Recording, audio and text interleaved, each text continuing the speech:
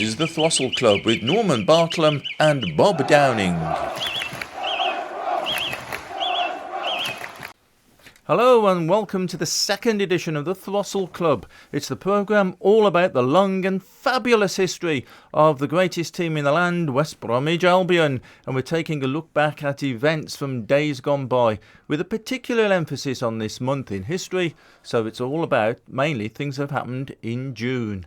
Now alongside me is the fount of all knowledge, and it's the one and only former Sports Argus reporter Bob Downing. Hi Norman. And sitting in the corner, twiddling his knobs and pressing his buttons, is Black Country Radio's Billy Spakeman. Twiddling my knobs, yeah, I'm okay right now. I wondered why you got a big smile on your face. And we're also excited today, apart from you, because we've got a very special studio guest. It's none other than, well, the only former Albion player to have his hair permed and sponsored by the Grotedick fanzine, Gary Hackett. Good morning. Oh, God, see what the headphones have done to his hair already. So, welcome, Gary. This is the Throstle Club.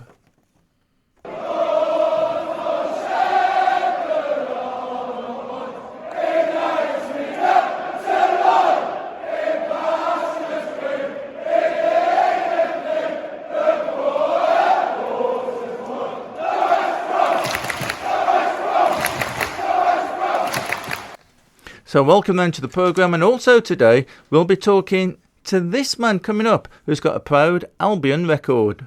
I played about 20 odd games, or whatever it was, including 2 cup finals. It was incredible, actually. So 20 odd games and 2 cup finals, there's a bit of a clue. We'll be finding out who he is later. But first let's get to our special guest, Gary Hackett. Right, so this thing about the perm, you didn't really have a perm, did you? No, I certainly didn't. I think anybody who's known me from school days, they'll see that kind of I had the worst haircut ever. And I was called Gooseberry at school because I had hair just going all over the place. So it's a genuinely mess, nothing to do with having a perm, even though it was very fashionable for footballers in my day to have a perm. There you go. Grotedick would raise money for anything. I think they raised about 20, 30 quid a year on that sponsorship, which all went to the club in early 90s at a time when they were after any money they could get. So that was a good way of getting a bit of money from stuff from Grotedick. Now, of course, you're well known locally, so born locally. Tell us about your schoolboy football to start off with. Obviously, you were very good at football at school. Yeah, I was born in Stourbridge, but I grew up in Halesowen. As I've stated before, massive West Brom family with my dad, my granddad, my brother, going to every game. And I've always, had a real passion for football, passion for sport, and played it, with school teams and local teams. And when I got recognised when I was, I think, about 12 or 13 by Albion Scouts and Leeds Scouts, and obviously I got West Brom in my blood, and the opportunity to go and be a schoolboy, as it was then, at West Brom, training Tuesdays, Thursdays at Spring Road, with the dream of maybe being a professional footballer. But unfortunately, at the age of 16, they clashed. I was too small, and I had to go down a different route to get where I wanted to get. But it was a great time. Loved my school days. I think they're so much easier now than what they are today with the pressure on kids. And I just loved my football, loved my sport. My mum and dad are very sporting, and I think myself and my brother, you followed off from that, really. Yeah. What about your school teachers then? Did you have some teachers that really encouraged you, and some said, "Nah, don't do this football, like you'll never make it," kind of thing? Yeah, I think I was it. My parents were very good, and they, especially my dad, God bless him, and they didn't let me get carried away. I wasn't one of those kids who go, "I want to be a professional footballer. Education doesn't matter." I had a passion for football, but I genuinely didn't believe that it was going to be my life, or that's what I was going to do for the rest of my life. So I was very grounded in that respect. So when it didn't happen at 16, which is a big disappointment, I just got on and found a job, and then played local non-league football for Light Town. So as I said, I took a different route up, and maybe a better route, because you appreciate what you've got when you are a professional football, when you've done something else. Yeah. For Light Town, was that where Bobby Hope first noticed you? No, that was Bromsgrove. That was Bromsgrove. Yeah. Bobby Hope, obviously, he passed away, I think, last year, and he was a great mentor to me. When I was at Bromsgrove, he was probably the first manager who... I was a flair player, I was a winger, I liked to take people on. I could be frustrating, I could frustrate teammates, crowds, everything. But sometimes I had that little bit of something different. And I think Bobby being, a very much a flair player and a quality player, he saw that little bit in me that he went, right, I'm going to give this guy the confidence. And he told players, said, just give him the ball, give him the ball. And that was like a breath of fresh air to me. And when somebody is high profile as Bobby with the career that he has, sees something in you, suddenly your confidence levels absolutely rise. And he was brilliant to me, absolutely brilliant. It must have done your confidence good to know that he showed the interest in you. You haven't seen him as a footballer as well? No, absolutely. It's, when I did sign for a professional club, which was Shrewsbury, who were then in the old second division, which would be Championship. Now, I had a chance to sign for Luton. And Luton at the time were flying high in the first division. But he just gave me wise counsel. He said, if you go to Luton, they've got a squad of 32 players. You go to Shrewsbury, they've got a squad of 18. I wanted to make the break into the first team as quickly as possible. And it was the best decision ever because I had some fantastic times at Shrewsbury. I played in the very first game. Second game, I played at Newcastle in front of, I think, 27,000. So you go from Bromsgrove and Lytown to suddenly playing, in front of 27,000 in your second ever league game. So, as I said, all the way through, the advice that Bobby gave me was second to none. And when he did pass away, it was a difficult time. So he was such a lovely man. I'm sure you both met him as well. And he was just so kind of nothing fazed him. He was not a big head or anything whatever he'd done, and he was just great company to be around. Yeah. You had one little excursion out of England, didn't you? Went up to Aberdeen. What was all that about? I don't know. Maybe not one of my greatest decisions. You got on the wrong bus. Yeah. Listen, it's a bloody long bus all the way up to there. I know you can't swear on radio, so I do apologise. I put a transfer request in at Shrewsbury, and there were quite a lot of clubs who were interested. Bizarrely, I went away to the Greek islands with an ex-girlfriend, and when I got back, I saw the Shrewsbury Town secretary at the airport, which I found very strange. And Aberdeen had flown down to meet me for talks. At the time, English clubs were banned in Europe due to, I think, ISIL and whatever. Aberdeen, it was a strange time to go because they were the boom city with oil when Ferguson was there, and the oil had dropped out a little bit, so it went from boom to a bit of a negative city. But they were in Europe, they were competing with Celtic, competing with Rangers, and it just seemed a wonderful opportunity. And I don't regret it because, not too many people can say they played at Celtic Park, played at Ibrox, played in those massive games. And, football had to be an experience for me. And as I said, not too many people can say that. And I had a great time, but it's just a long, long way to travel. I was never homesick, but that was the only way I could, when I wanted to live, because I knew Stoke were interested, that I could get back to the Midlands. And I said I was homesick.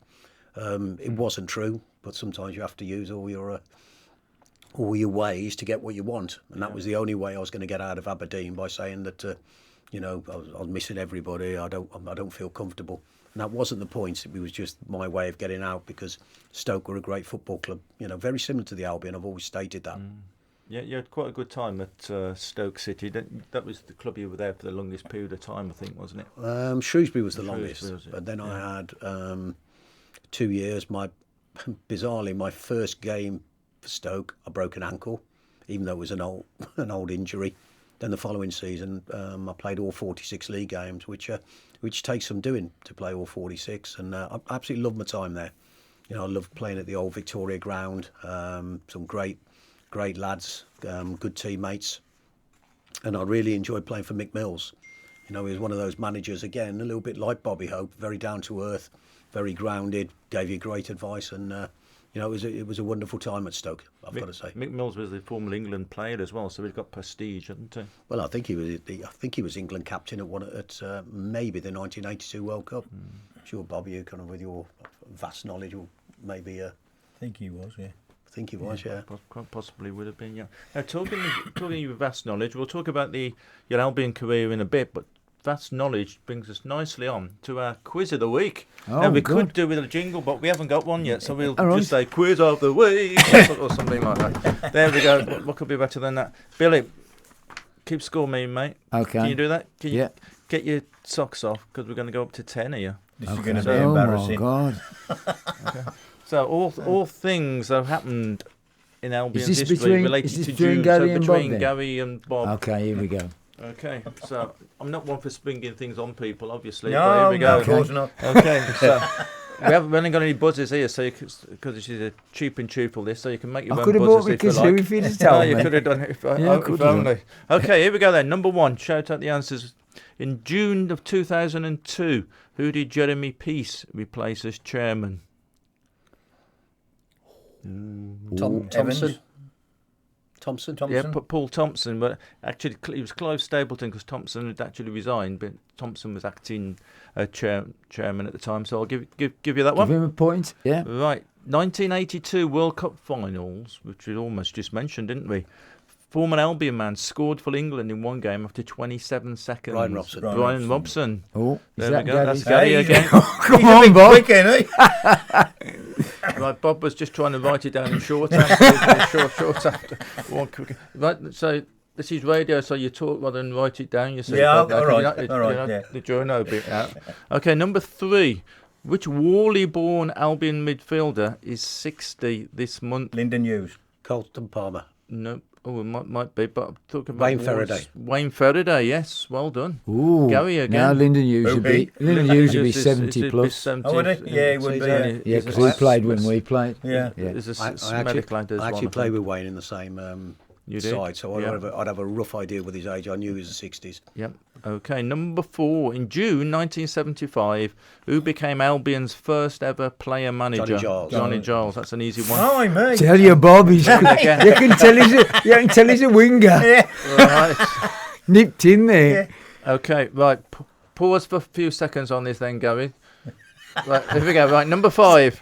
Which top-rated former Albion secretary passed away a year ago this month? Alan Everest. No. John Evans. John Evans. Dr. John Evans. Well done, Gary. I am feeling slightly embarrassed here. An, Well, can I just an say, own goal from Bob. most of the questions, you say, were when I was covering horse racing. Oh, right. I'll put that as a rider. Horse racing, you mean? Horse racing. Well, Horse he definitely needs GGing up then for this, doesn't he? Okay, number 6. In June of 2001, which Albion legend passed away at the age of 72? Jeff Astle. No. What year? In 2001, at the age of 72, he scored 234 goals for the Albion. Kevin? Ronnie Allen. Ronnie Allen. Well done, Gary's in there again. Ooh. There we go. Number 7, Ronnie Can Allen. I just say, Bob, you can't win. You can't win. But he might, I think from here I'm going to the dementia clinic. he might get the... Oh, good if you can remember to get there. Yeah. Number 7, talking about Ronnie Allen, he scored twice in the 1954 Cup final when we beat Preston 3-2. Who scored the other goal? Frank Griffin. Frank Griffin, yes. Was that Bob then? Yep. I'm sorry. As Bob was so quick, we'll give him triple points for that. Sure, Okay. let's give him triple points for that. Number 8, who resigned as Albion manager in June 1993? Idealist. Ozzy Idealers, correct. Ooh. Yeah. Right, number 9. In June 1969, who was the first ever 6-figure signing for the Albion? Colin Suggett. Ooh, Colin Suggett. Ooh, that's a VAR decision. Yeah, we'll give that one to Bob. We'll Yeah. give that one to Bob. And in fact, I think that's worth 2 points Yeah, for it's that gotta be because it 2 was points. so close. Okay. And the final question: which Albion manager learned of his sacking when he saw it in a newspaper? Alan Ashman. Ooh, Ooh. Alan Ashman. That was quick, I was wasn't about. He was sacked and he read it in a newspaper when he was on holiday in Greece in 1971. And I read that in Leaders of the Faith, the Managers of West Bromwich Albion by Dave Bowler. Which it just happens to have with him. it? It's only... So there we go. So what's the scores on the doors? Well, actually, if we give Bob a triple and a double, he's just won by 8-7. Sorry about that, guys. Well, Sorry about that, mate. I'll bow to his superior knowledge on this one. Some things in football are just. Now, not did fair, you are they, notice Gary? it was all sort of before Gary was there? Frankie Oh, yeah. Griffin, Alan Yeah, yeah. Ashman, you know. Yeah. Yep. Oh, there we are. We did well, Well there. done. Fantastic. So Ronnie Allen, would you have seen him? He was down around at the Albion and stuff. He did a lot of coaching, and he was still around at the club from time to time, wasn't he? Gary? Yeah, he was. He came and did some coaching. It was a little bit of a shame because I think, well, obviously everybody recognised he was arguably one of West Brom's greatest ever players, but he was suffering with a little bit of ill health. I don't know if it was Parkinson's or something, but he was struggling, and it was a shame because my dad kind of grew up telling me how brilliant he was, and I saw this guy who was not in the best of health, but you could just, he had this aura about him that people just, especially at an older age, just looked up to him, respected him, and he was a great guy to have around. He was quite a fun guy, and I think it was always good of West Brom that they do get ex-players involved and, still got respect for them. Yeah. Ronnie Allen blotted his copybook a bit, didn't he, when he went off to Saudi Arabia? Yeah. You followed that story, didn't you, Bob? Yeah, I did. There's a lot of conjecture about that particular the reasons why. I mean, Albion is still Albion were insisting at the time that they offered him a contract. Ronnie said they hadn't. It also came at the time when Bill Shankly had set up. I think it was Bill Shankly had said in an interview it was a disgrace that the guy hadn't been offered a contract because of what he'd done at the time, what he was doing at the time. But what you've got to remember is the money they were talking then is the money they're talking now in value. I mean, he would have been offered probably a contract of a 25 grand contract. He got 100,000 for going to Saudi. So it was a no-brainer. It was a no-brainer. And then he because at the time, Jimmy Hill was involved at the time as well, and there was a lot of managers being looked at in that part of the world, to try and influence them because they could see the importance of football, not only to their own economy but also to their prestige. So they wanted the English managers. Obviously, they believed they were the best, and at the time, Ronnie was one of the best. And because he hadn't got a contract, Jimmy Hill sort of was sort of talking to the Saudis, and he was getting people over there, and that's how it all happened. Well, blimey. Yeah, a long time ago. So we should point out to younger listeners that Ronnie was the great player in the 50s and 60s, and then we're talking about managerial in the late 70s and early 80s, aren't we? Yeah. Now, such a fantastically long career then with the Albion, and good Albion fan that I think all three of us know. I think you know him as well, actually, Billy. He's a much older lad called Harry Taylor. Oh, yeah, Harry, yeah. And Harry's got some really great memories of Ronnie Allen. I grew up with Ronnie Allen. As I said, I was 9 when he came, and I was 20 when he left. So all through my teenage years, I very, very rarely missed a game up here, and so I saw him play all that. They were just a fantastic side in every way. I just couldn't keep away from the place. I was just a young chap who'd been nowhere else, and this was like my second home. And he's the only player I ever saw that would take a penalty with either foot, left or right, which they can't do that today, can they? Most of them. So, he was magnificent. He was little. He was only about 5'7", about 10.5 stone, with a fantastic shot in either foot. And as everyone knows, the ball was heavier then, especially when it was wet, and it would just come off his feet like a cannonball. And I'd never met him. I'd never met any of them. They were like film stars to me. They were just on a different plane, even though they were just ordinary people. But when they had his testimonial against the Villa, I came up and I got one of the front seats where the players come out with my son, and I'd got his book. It's only goals that count, and my son said, "Bring it up." I'd got it with me, but I didn't bring it. And they brought him round the pitch on a golf book, what do you call it, a buggy, dog buggy, yeah.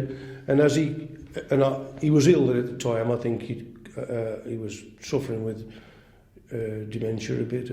And as he came, he put his hand out, and I held his hand, and I told him it was the best I've ever seen. And he just kept looking at me, never loosed my hand. He just kept staring at me like, it was a poignant moment, really, like, Oh, he was fantastic. Yeah, good memories there of Ronnie Allen, I think. Some other folks that we mentioned in the quiz there, one of them was Alan Ashman, Bob, and obviously the West Bromwich Albion manager when we won the cup final in 1968.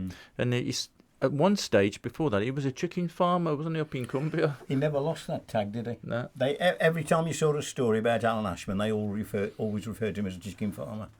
I suppose if you write about it today, they would call it cluckbait. Yeah, it's more than likely. Yeah, but I mean, he came in at a time when they'd lost the League Cup final against QPR.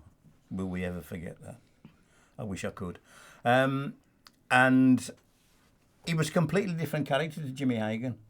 Jimmy Hagan was a very authoritative sort of guy. As obviously with the row with Don Howe and the tracksuit bottoms, he wanted it his way. Didn't like the way the players were talking or trying to sort of influence him in what to do. And they appointed Alan Ashman. Now, nobody knew a lot about him. We knew he'd won a couple of promotions with Carlisle, and that was all basically all we know about him. And I think the players probably thought, oh, we got a bit of an easy ride here. Because he had a decent start to his manager. I think, didn't he win the first couple of games or something? Okay. And then all of a sudden, Albion went off the boil. And a lot of people thinking, oh, we know what's happening here. That the players have got to it now. They're dictating. And Alan Ashman could see it. And after one defeat, the third or fourth defeat, he had them all in the dressing room. And then they saw the different Alan Ashman because he went had town at them. And he told them a few home truths. And from that moment, the mood in the dressing room changed completely. And then he got him. And it was his type of, his flair and his interest in football and his philosophy in football. After Jimmy Hagan and some others, he was the one who brought the attacking style in. Excuse me. I know we had it in 54, but it had sort of tapered off then. He was the one that brought back that sort of football. And the one thing you got to remember, he was very good tactically because he was the one who saw that John Kay could be such a good central defender with John Talbot. Mm-hmm. And he brought him back there. I mean, it was amazing, really, because don't forget, in '66, John Kay was on the shortlist to join the England squad as a centre forward. 2 years later, he's playing in a cup final as a central defender. Centre half. But that was Alan Ashman. I got on really well with him. Everybody did, And I think when he did get the sack, as Norman says in a newspaper, he read it in a newspaper on holiday. We were all surprised, but at the time, Jim Gaunt was the chairman, and I always remember at the banquet after the '68 Cup final, and sort of Alan Ashman had a few words, and then Jim Gaunt got up, and it was a quote that he said that still rings now, and people still remember it now. I'm fed up. I keep coming to Wembley. I want the league title. Oh. Now, at the time, winning the league title, you were more defensive. Alan Ashman couldn't play that way, and I think basically, that they didn't set the world alight. They weren't challenging for the title, and I think that's what got Jim Gaunt and some of the other directors, and then they got rid of him, which was a shame. Yeah. Yeah, now somebody else we mentioned in the quiz there was Colin Suggett, or Suggett, I think he was known as, wasn't it? I remember we got him from Sunderland for £100,000, and it was fantastic. Albion's first ever six-figure signing. We all thought how fantastic that was going to be. He turned out to be a decent player. He scored 30-odd goals in 170 games. Do you remember much about him? His value to the Albion fans were delighted when they signed him because everybody knew he was a good player. But when you scored 2 goals on your debut, the first game of the season against Southampton, wasn't it? All of a sudden, it goes up there. And here again, we get this situation where we've bought a striker, but towards the end of his, well, coming to the end of his Albion career, he was in midfield. He'd been brought back into midfield, and Albion had.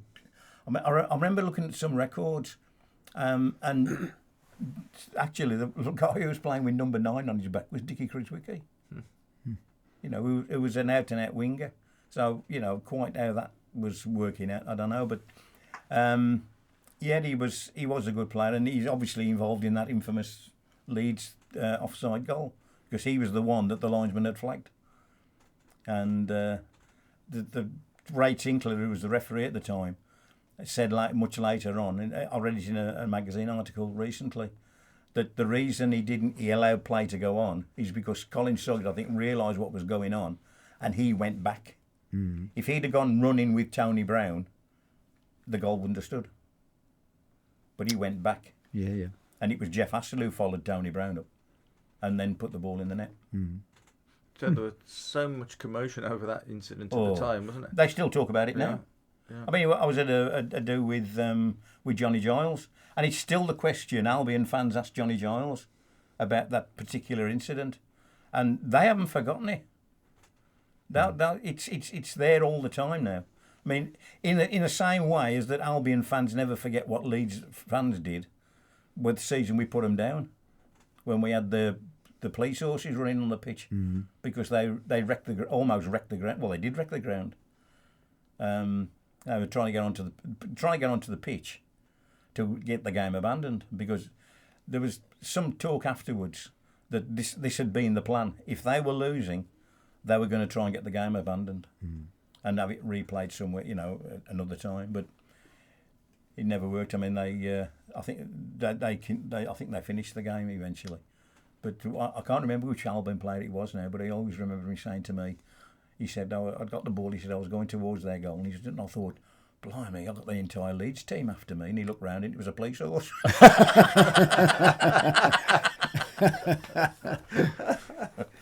Brilliant. Yeah. Do you remember Colin Suggett from watching him from the terraces?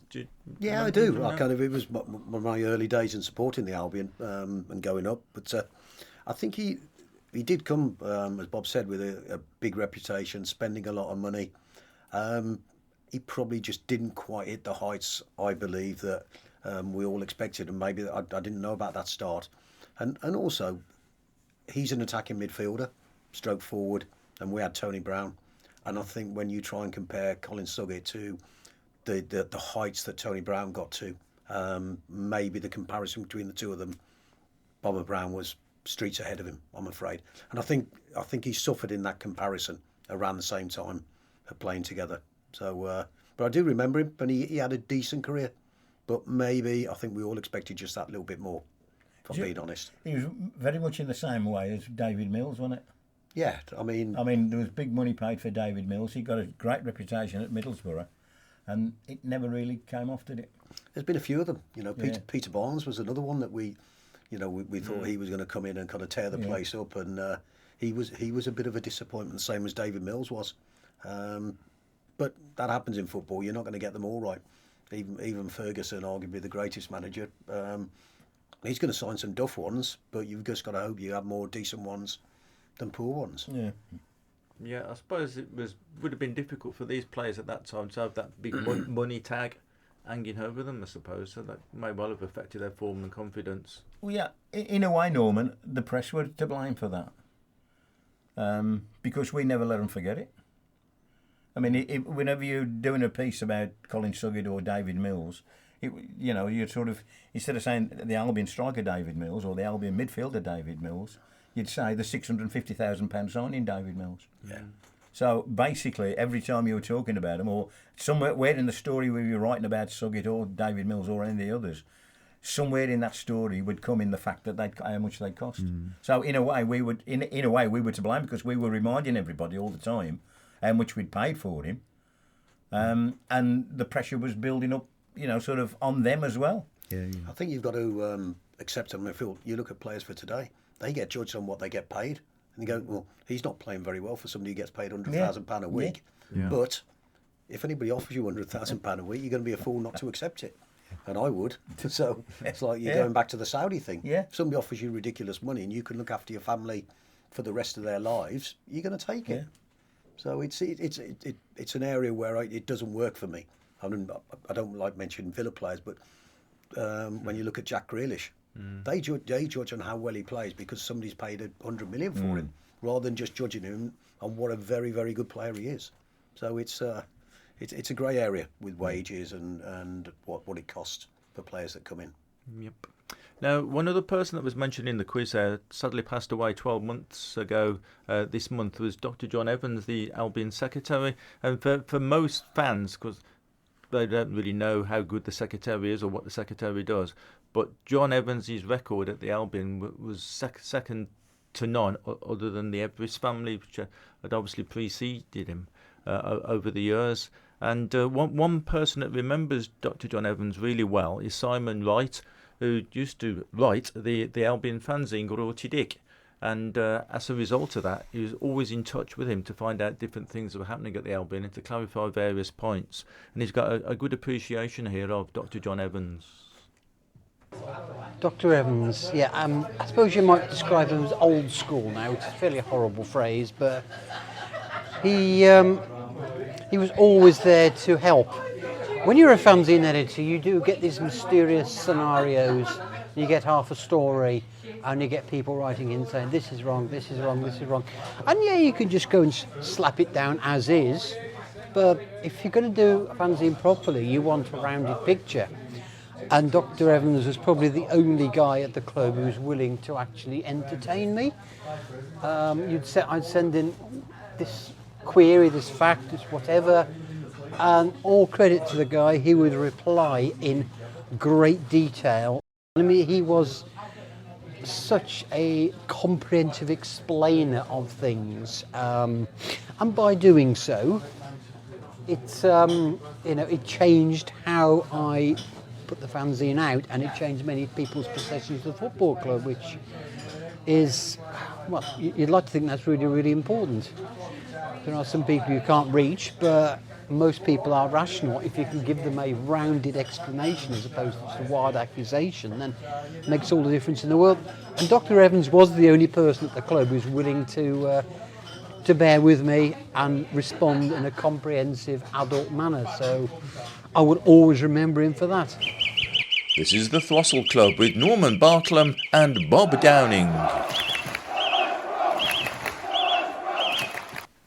And we're joined, of course, by Gary Hackett, Albion man from the early 1990s. We talked a little bit earlier about your career, your early career, didn't we, Gary? So tell us about your move to the Albion then. How did that come about? I was at Stoke. Alan Ball had come in, who'd replaced Mick Mills. Even though I was in the team, I didn't particularly get on well with Alan Ball. Didn't massively like him as a football manager. And I got two very good friends who played for West Brom, Steve Parkin and Tony Ford, who I'd played with at Stoke. And also another big West Brom legend. I grew up in the same road as him, and that was Dave Matthews, the kit manager. So I used to see Dave, and he'd feed information back to Brian. You know, these are the way things go on. You know, yes, I was under contract at Stoke, but you've always got people who are kind of looking after you. And I knew Brian was interested. And for me, an opportunity to sign for the club that I absolutely adored, watched, and desperate to play for, and got rejected at 16. So it came through that, and I think Brian had, he'd heard good reports of me from Parky and Tony Ford, and it seemed to go from there. And I think I was signed virtually the same week as Gary Bannister and Craig Shakespeare. So all three of us virtually came at the same time. Now, talking about your signing, it's interesting for me because the very first interview I ever did with anybody with the Albion was with Brian Talbot. And at that time, I was a teacher at a school called Ladywood School in Birmingham. We had a school newspaper, which went on to become the Daily Telegraph School Newspaper of the Year that year, even if I say so myself. It was pretty good. And one of the things we did, I took a couple of kids, Malcolm Solomon and Des Christie, who were big Albion fans, down to the Albion to do a little report for that school newspaper. and it just so happened to be the very day that you signed for the Albion. Although we didn't see you there, we were kept waiting because you were signing forms for the Albion. So we got told off for getting back to school late, so it was your fault on that one. I always get the blame. But Brian Talbot apologised for keeping us waiting and told us why it was that we had to wait a little bit. You made a new signing today of Gary Hackett from Stoke. People will be saying, well, I've gone back to Stoke again for an old player. To be truthful, I didn't know Gary when I was at Stoke. He was at Aberdeen then. He joined Stoke after I'd left. He's a player I'd looked at on a number of occasions, and he's always impressed me. He's a winger. He can play right or left. He's quick. He can beat people. And I hope he comes to the Albion and produces the goods which I know he's capable of. He's a West Bromwich Albion fan, and I hope he's settling quickly and becomes a favourite with the fans. And you certainly did become a favourite with the fans, didn't you? Yeah, I did. I kind of, a lot of people have got kind of, good memories of me. If I'm being brutally honest, I was never injured at previous clubs. And when I was at the Albion, excuse me, I ended up having 3 operations in 3 years, and it really held me back. And if anything hurt me more, it was being injured at the Albion and having to watch games when you wanted to be on the pitch, you wanted to be part of something. And even though I played, I think, 50 times and there were quite a few subs in there, that is probably the biggest regret in my football career, that even though I played well when I had games, I had too many injuries, and it really did hurt me. And my time will always be at West Brom a little bit of a bit of a dark side for me, that the club you wanted to do so well at, it didn't work out as I wanted to. But that's football. Certain things go your way, and that's the way sometimes you have to view things. It's not going to all fall into place, and it's not all a bed of roses. And football's like that, and that's why you get a lot of players that when they finish football, they haven't got enough going on in their life. They get into depression, and it's very sad. And that's to do with all sports as well. It's that high you have, and people put you on a pedestal, and then suddenly you've got to come back down. But it was great times with great people. I just wish I could have made a bigger contribution. Going back to the start then, down at Elm, you scored within your first few games as well. Was it Watford, I think? Yeah, Watford at home. You scored. So what was that, the sensation of doing that, being an Albion fan, actually scoring at the Hawthorns for the Albion? It's just pride, kind of you know your family are there, and you've got loads of friends, because as I grew up in Halesowen, it's a big West Brom area, and you just knew a lot of people watching you, and it's like you feel special. You're on cloud 9. You're soon brought back down to earth, but it was a wonderful start. I think I came on a sub in my very first game, and I was like infamous for my boot came off, and I still sprinted down the wing for about 40 yards with one shoe. And I don't remember that. Yeah, so I was pretty quick. I think I came on with Kevin Bartlett, and he was an absolute flyer as well. So that was what I got remembered for in my first game, was my boot coming off and still dancing down the wing as best as I can. Yeah, so you saw Kevin Bartlett off, really, because he left shortly after. Yes, that, he did, he? yeah. I think Kevin was he was an out-and-out pace merchant, probably by his own admission, and I don't know him.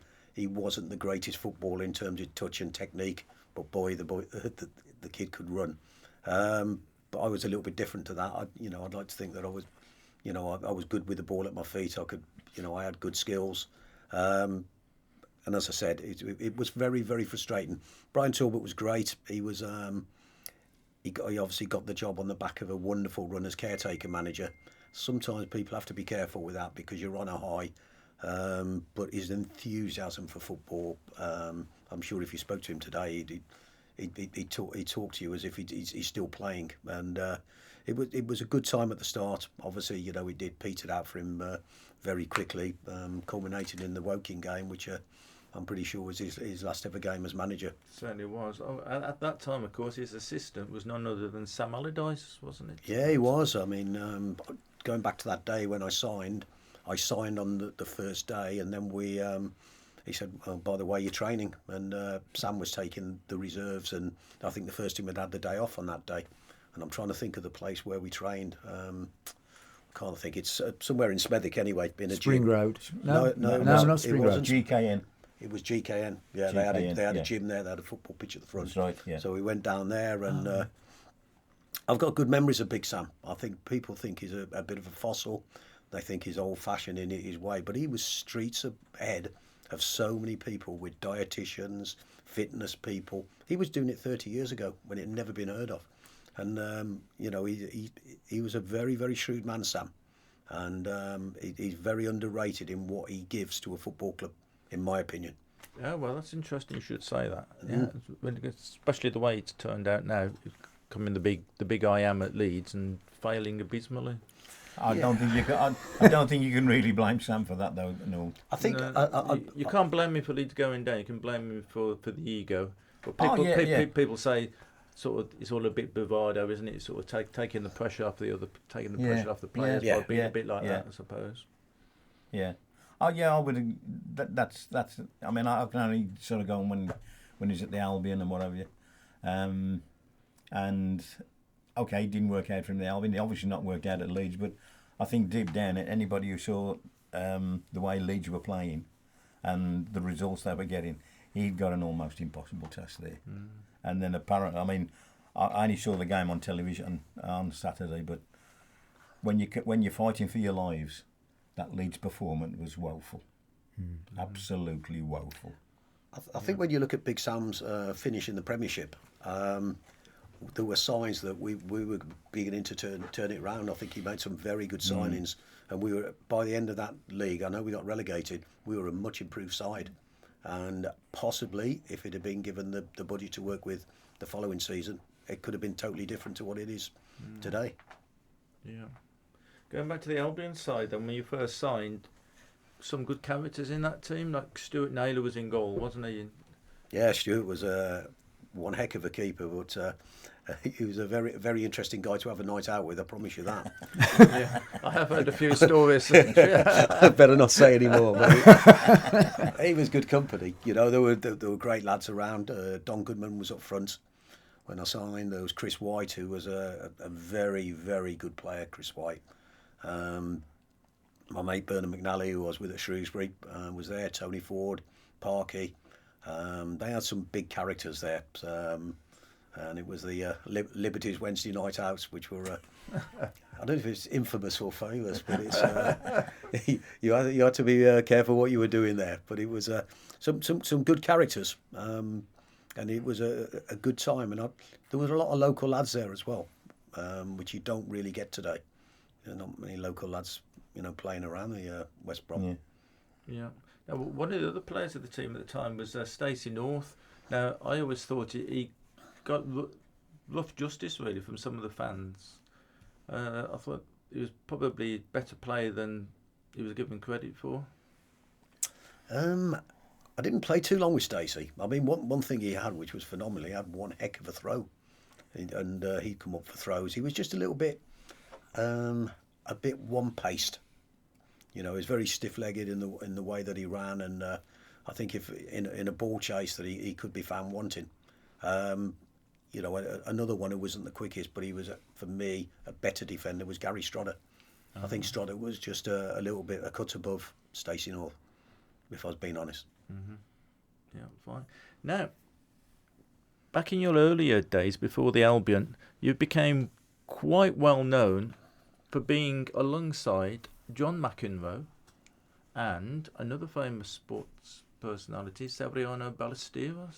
Yeah, that's correct. I think it's on one of those wonderful quiz shows where they'll say, who is this guy sandwiched between those two on grandstand? And they'll go, haven't got a clue. Well, certain people might have, but I was incredibly lucky. And as I said before, sometimes I've had bad luck in my career. But Shrewsbury were playing Ipswich, who were then a first division side, and it was on Match of the Day. And I cut in from the left-hand side, took a couple of players, but the camera followed the line of my ball, which flew into the net past a Briley Hill-born Paul Cooper. I came second on Goal of the Month, which I thought mine was better than Ian Rush, but kind of that Liverpool bias. But for some strange reason, it then got put on Grandstand, and I think it was on Grandstand for at least a couple of years. And so everybody used to watch Grandstand at 1 o'clock or whatever time it came on. And there was me, kind of, I think there was Ballesteros on the tee at the Open, my goal, and McEnroe serving at Wimbledon. And it Oh, was blimey. so, that is my big claim to fame. Can you imagine now John McEnroe saying, I was on the same titles as Gary Hackett? Yeah, but you'd be surprised. I've heard him say it. And now instead of grandstand, we got place in the sun. Yeah, comeback grandstand. And grandstand, of course, sounded a little bit like this. Brilliant sound, isn't it, that? Yeah. Now then, a bit of a follow-up now from our last programme. We mentioned about the 1968 Cup Final last time, and we spoke over Zoom during the week, Bob and myself, didn't we, to a unique record holder at the Albion, Dennis Clarke, who was the first man to come in as a substitute in an FA Cup Final. And we put it to him that he'd got an incredible record. You've got a great record already. You played a couple of dozen first-team games for the Albion, but two of them were having to be cup finals. Unbelievable. Actually, when I tell people about it, I played about 20-odd games, or whatever it was, including 2 cup finals and a game in the Cup Winners' Cup. It was incredible, actually. Of course, everybody knows you. It's the big trivia quiz question, the first FA Cup final substitute. Well, I didn't realise that because many, many years later, I remember Jeff had scored in every single round, and somebody said the introduction of colour for the match, 68. Yeah. And they said also, you were become the first substitute to play an FA Cup final. So what was I? So I didn't realise that. And now it's a trivia quiz. It's a Guinness Book of Records. So when I'm brown bread, they'll still talk about me. It's a record that can't be broken, isn't it? It's something to be proud Correct. of. Yeah, it is actually, I can't believe you didn't realise it at the time, though. Not until years later. Yeah. Nobody actually said. And just out the blue, somebody just said, and then it became fact. I think because the facts, everyone doing these facts on football, it's getting bigger and bigger and bigger at the time. That's it, yeah. And The so, circumstances of you coming on, it was John Kay, wasn't it? I think who was injured. Yeah, Right. John Kay, yeah. He remember he kicked Alan Ball in about the first 5 minutes. Because Alan Ashman said, get near him if you get chance, make sure he feels your presence, for a better word. And he did. He kicked him in the first 5 minutes and did his ankle in. So he was hobbling about for the entire game. And then when it ended 0-0, and we had half an hour to go, he just said, get changed, Dennis, you're playing. I went, oh, thank you. And then it was fantastic after that. I mean, I can remember scoring the goal, and they were deflated. And I thought, we've got this. I knew we got it. And I can remember getting stuck into Morrissey. I remember John Talbot playing fantastic against Pure Royal. In fact, John Talbot for me was the man of the match. But yeah, I can still remember things about it. Yeah. In fact, the other day I saw the extra time in full. First time I'd ever seen it.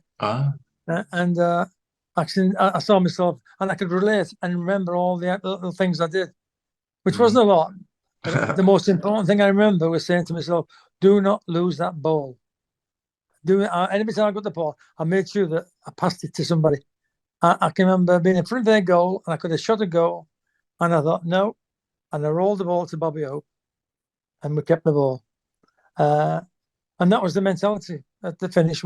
We played really well. And we could have won by an extra 1 or 2 more goals. Yeah. Tell us about the celebration. Right at the end, Dennis. Sorry? I remember right at the end, Dennis, when Shove went through Graham Lovett. Yeah. And I spoke to him. I've spoke to him many times, obviously. But, I mean, he always said to me that when he got the ball, he was going forward, bearing down on goal. And the thing that was going through his mind was, this ball is either going to finish in the net or down the tunnel. Over the stand. Correct. He went down the tunnel. He always told me he was wasting time. He kicked it over the stand. I said, you couldn't hit the bloody goal to save your life. Yeah. No, another thing I can remember watching that entire half, the entire extra time, I was the last person to have the ball, and I kicked it about 40 foot in the air, which I can't remember doing, but I actually saw myself do it, which which is great memories. As again, great memories. Yeah, brilliant. But what about your memories of the celebrations as well? Were you on the coach coming up the Soho Road? Yeah, I was Cup actually. back? Yeah. I was right at the front, and I've seen quite a few photographs recently because of coming up the cup final, and I'm still right at the front with Jeff Astle, and I've got I think a dark jacket on with a white handkerchief, so I can spot myself a mile away because I'm the only one with a white handkerchief and on the coach. But the crowds, there was absolutely astonishing number of people, wasn't there? It was surprised everybody because we arrived at New Street and got on the bus, and the town centre was chocker, and then all the way up the Handsworth Road to the ground, there was thousands and thousands and thousands of people. I've never seen so many people. I don't know where they come from. On the roofs, everywhere, and that was an absolute fantastic occasion. And then we've got Lord Mayor and coming on the balcony. It comes back to me more now than then because it was a blur. Now it's coming back, and it was a fantastic achievement. So an incredible record as well as a fantastic achievement. He talked a bit there about the crowds in 1968, the celebrations coming up the Soho Road, and you must remember them, obviously, Bob. Then you report it. Yeah, we got back into, was it New Street or Snow? New Street. New Street. Yeah. And I was with Ray Matz, late great Ray Matz, and it was those days when you didn't have to wait for the train to stop to get the doors open. We opened the doors as the train was just sort of coming to a stop, and the idea was to get into a taxi because we'd got to get to West Bromwich. And we thought, it's going to be a big chocker going down the Handsworth Road and then up to the Birmingham Road. So we made a dash to the taxis, and got to the taxi rank, got to the first one, and we said West Bromwich, and the taxi driver says, "Yeah, I'm kidding, ain't you?" He says, "You can never get down West Bromwich." I said, double your fare, get us to West Bromwich. And fortunately, Matthew got the money, I hadn't. So he said, yeah, all right then. And we went, I can't even remember the way we went now, but we went to Smethwick, away from Smethwick, into Smethwick, out of Smethwick, into Soho, out of Soho. And we got there and we beat them to it. But even then, you could almost hear the crowds. And as you got into West Bromwich, I mean, he had to drop us off at Dartmouth Square. And then we had to walk back to the town hall because he couldn't get through there. I mean, the roads were absolutely chocker. And I've never seen anything in West Bromwich like that before. I don't think, nobody has. And it was so incredible.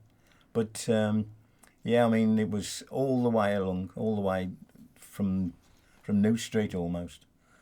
I think people were thinking, well, we ain't going to get into West Bromwich, but we'll go and see them further up. Yeah. Do you remember the celebrations? You did only been about 6. Yeah, I'm going to be honest. I can't remember them. I really don't. I mean, but just when you see pictures in books and things like that, it is astounding. And you've got to remember, we're a relatively small town, but I've always stated I think we've got an amazing support.